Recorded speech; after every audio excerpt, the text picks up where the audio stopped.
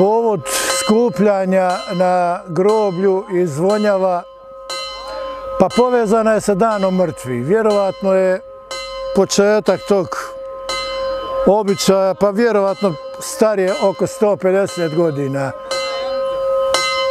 Ide priča o tome da su ljudi čekajući da im poslije mise fratri blagoslove grobove pojedinačno, i dok bi fratar blagosivao grobove, oni bi se okupili oko kapelice i zvona i svak bi za svog pokojnog potegao uže 3-4 puta, tako prepustio drugom.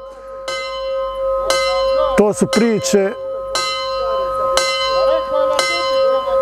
koje su vjerodostojne, jer ljudi koji su stariji od mene pričali su da je to početak toga bio, da je tu bio neki ovdje upravo gdje stojimo, bio je neki stari hrast i na tom hrastu je bilo zvono, na njemu i tad se zvonilo. Poslije je napravljena kapelica, na nju je prebačeno zvono, nastavljeno se zvoniti. Prije 10 godina kod ove male kapelice koja je napravljena 1447. godine postavljeno je novo zvono i u zadnjih 10 godina tu se skupljamo i zvonimo.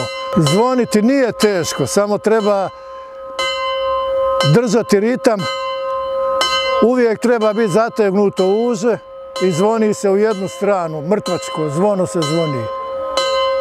To se uči od malih nogu, tako su nas učili, tako mi učimo svoju djecu, da iza nas opet neko to radi, da se ta tradicija ne prekida. Nikad se, koliko ja znam, i ljudi koji su stariji od mene pričali da se nikad nije prekidalo, čak smo i tijekom rata zvonili.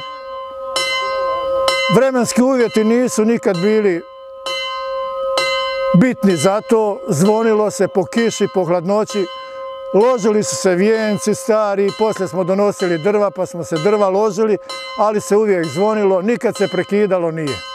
Trebalo bi to i našoj djeci biti zanimljivo, jer to je ipak jedna tradicija, kažem, rekao sam na početku, koja je vjerovatno 150 godina duga i vjerovatno šteta bi bilo da se sad prekine, a ja se nadam da će se nastaviti.